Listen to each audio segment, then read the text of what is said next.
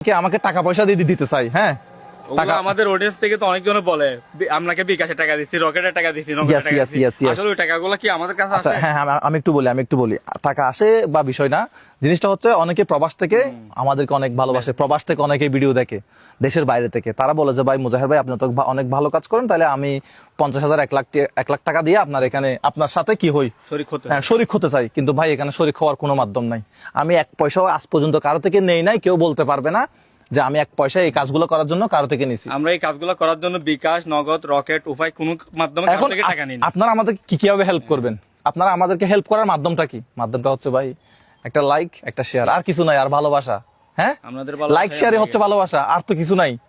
তো আপনারা আমাদের জন্য দোয়া করবেন, আমরা যেন এই কাজগুলা চালিয়ে যেতে পারি। তো এগুলো চালিয়ে যাওয়ার হ্যাঁ? জন্য অবশ্যই আপনাদের সমর্থন প্রয়োজন। আপনাদের সমর্থন, আপনাদের সহযোগিতা অবশ্যই প্রয়োজন।